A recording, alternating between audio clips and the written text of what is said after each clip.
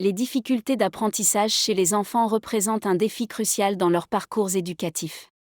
En tant que premiers éducateurs, les parents jouent un rôle essentiel dans la détection précoce, la compréhension et la gestion de ces difficultés, offrant un soutien indispensable pour favoriser la réussite scolaire de leur enfant. Bienvenue sur la chaîne. J'instruis mon enfant. Aujourd'hui, nous allons parler d'une difficulté que de nombreux enfants rencontrent. La confusion des lettres. Je me trompe souvent quand je lis. Il y a des lettres qui se ressemblent. Parfois, je n'arrive pas à les différencier. B, D, P, Q. La confusion momentanée entre deux lettres dites en miroir est assez fréquente. Les élèves de grandes sections de maternelle et de CP peuvent connaître une période de difficulté. Beaucoup d'enfants ont du mal à distinguer les lettres B et D et les lettres P et Q, ce qui est une confusion visuelle fréquente. Il ne s'agit pas toujours d'une vraie dyslexie. Seul un orthophoniste, après des tests, peut poser ce diagnostic. Il faut garder en tête que la confusion de ces lettres est une difficulté fréquente chez les enfants. Ce stade du miroir existe chez presque tous les enfants au cours de l'apprentissage de la lecture et de l'écriture et n'a rien à voir avec la dyslexie. Sauf si ça persiste au-delà de 10 ans. Il s'efface progressivement au fur et à mesure que l'enfant apprend à lire. Selon Stanislas Dehaene, la confusion des lettres en miroir, comme B et D, est une propriété normale du système visuel des jeunes enfants avant qu'ils n'apprennent à lire. Son désapprentissage demande des efforts. La pratique du geste d'écriture accélère l'apprentissage de la lecture. À savoir qu'il existe deux types de confusion, il y a la confusion visuelle et la confusion auditive. Dans un premier temps, il faut diagnostiquer de quel type de confusion il s'agit.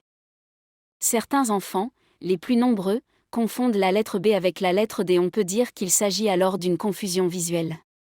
Idem pour la lettre P et la lettre Q.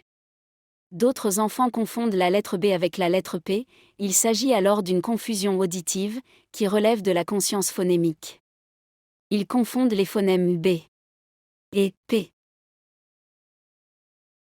Pour lever la confusion visuelle, il s'agit de conduire votre enfant à être en capacité de discriminer visuellement les lettres qui présentent des oppositions graphiques.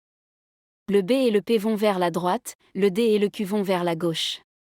Demandez à votre enfant de nommer ces lettres sans erreur et de façon automatique. Voici un moyen visuel pour retenir les lettres script proches. Voici un très bon moyen mnémotechnique pour remédier aux confusions. Regardez. L'oiseau est divisé en 4 parties. La lettre D pour le dos. La lettre B pour le bec. La lettre P pour la patte. La lettre Q pour la queue. Maintenant revenons à la confusion auditive. Cette confusion des sons touche beaucoup moins d'enfants que la confusion visuelle des lettres. Voici les différents types de sons qui peuvent être confondus. Si vous les prononcez, vous remarquerez par vous-même que les sons sont très proches, c'est pour cela que certains enfants les confondent. Pour lever une confusion auditive, il est conseillé de travailler des paires de mots qui ne sont distingués, et donc qui s'opposent, que par une seule différence phonétique. En voici un exemple. Cet exercice a pour but d'entraîner votre enfant à lire de façon rythmique des mots qui contiennent des lettres avec des sons proches. Mettez en application ces astuces de façon régulière et vous constaterez une incroyable évolution.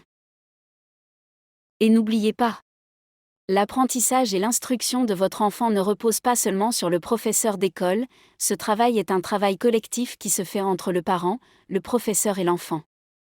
Pour sa réussite, vous devez l'accompagner et prendre plus de temps avec lui pour se pencher sur les difficultés qu'il rencontre.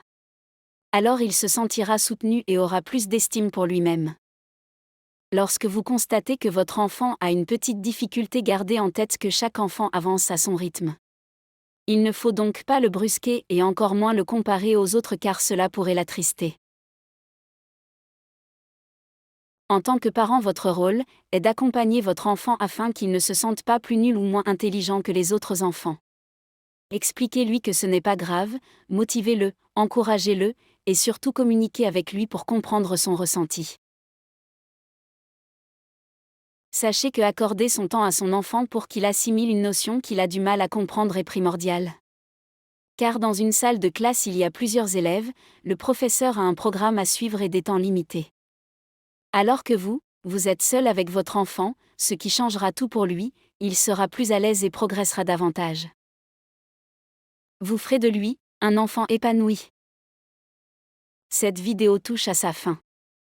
Maintenant vous avez les astuces nécessaires pour remédier à ces difficultés. À bientôt, pour une nouvelle vidéo sur la chaîne. J'instruis mon enfant.